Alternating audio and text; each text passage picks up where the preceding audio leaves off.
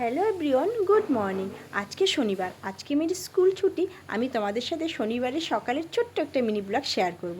তো চলো, আজকে যেহেতু শনিবার, মেয়ের স্কুল ছুটি, মেয়ে কিছুতেই ঘুম থেকে উঠবে না। ঘড়িতে বেজে গেছে 8টা, আর মেয়ে বলছে আমাকে আজকে ভোর 7টার সময় আমি ঘুম থেকে উঠবো। ওই কথা শুনে আমি মেয়েকে বলছিলাম, দেখো ঘড়িতে 8টা বেজে গেছে, যে সময় মেয়ে রেডি হয়ে যায় আজকে ওই সময়টা অবধি মেয়ে ঘুমোচ্ছিল। যাই হোক, শনিবার স্কুল ছুটি, আমিও অত তাড়া দিচ্ছিলাম না, ঘুমোচ্ছিল ঘুমুক। আর আমি এইদিকে সকালের কাজকর্ম করছিলাম। মায়ের হচ্ছে শরীরটা খুবই খারাপ, আমাকে পুজো দিতে হবে, তাই আমি ঘর ঝাড়ু, ঘর মোছা সব কিছুই আমাকে করতে হবে। তো এই দেখো মেয়ে হচ্ছে ঘুম থেকে উঠে গেছিলো, ঘুম থেকে উঠে মেয়েকে ব্রাশ করিয়ে দিচ্ছিলাম। আর বাচ্চা কাচ্চা নিয়ে ভিডিও করা যে কতটা কষ্টের তারাই একমাত্র বোঝে, যারা সোশ্যাল মিডিয়ায় কাজ করে। আর এদিকে মেয়ের বায়না ছিল মেয়েকে আজকে ম্যাগি করে দিতে হবে। আর অনেক দিন ধরে মেয়েকে না ম্যাগি দেই না।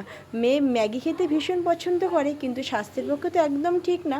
আর ম্যাগিটা আমি ওকে রোজ ইগনোর করি, আর প্রতিদিন ম্যাগি খেতে চায়, আমি ইগনোর করে দিই ব্যাপারটাকে। যাই হোক, আজকে একটু ম্যাগি করে দেবো, বাড়িতেই আছে। আর আজকে ওয়েদারটাও সুন্দর, তাই ভাবলাম আজকে মেয়ের জন্য ম্যাগি করে দিই।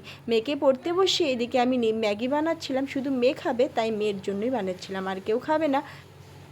তারপরে দেখো মেয়ে দিকে রেগে গেছিলো, তার দিদুন লাল চা খাচ্ছিল, সে হচ্ছে কিছু খেতে চেয়েছিল, মা দেয়নি দেখে ও রেগে যাচ্ছিলো, কিছুই খাবে না। এদিকে মেয়েকে জোর করে খাওয়াতে বসে আমি এদিকে ঘরটা মুছে নিচ্ছি। পুজো দিতে হবে বললামই তো, ঘর মুছে স্নান করে আমাকে পুজো দিতে হবে। আর মাকে নিয়ে যাব হচ্ছে একটু ডক্টরের কাছে, যেহেতু মার শরীরটা কয়েকদিন থেকে খুবই খারাপ, হাতের ব্যথা প্রচণ্ড, উঠতেই পারছে না বিছানার থেকে, কিন্তু কষ্ট করে কাজকর্ম করছিল। তাই ভাবলাম পুজো সেরে সব কিছু কমপ্লিট করে রেখে গেলে ভালো হবে। আর মেয়েকে তো রেখেই যাব, আর আসার পরে না কোনো কাজ করতে আর ইচ্ছা করে না। এদিকে পুজো কমপ্লিট করে আমি এখন রেডি হয়ে গেছি। আর আমার না একটা সমস্যা আছে, এই সমস্যা আর কারো আছে নাকি কমেন্ট করে জানিও তো গো।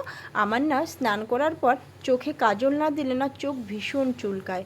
আর তাই আমি দেখো কুর্তিটা পরে প্রথমে আগে কাজলটা পরে নিচ্ছি চোখে, যেহেতু চোখের ব্যাপার, তাই দেখো চুলকাচ্ছিল, তাই চোখের কাজলটা পরে নিলাম। আর এখন এদিকে মা রেডি হয়ে গেছে, আমিও রেডি। আমার ছোট্ট মিনি ব্লগটা কেমন লাগলো, টাটা।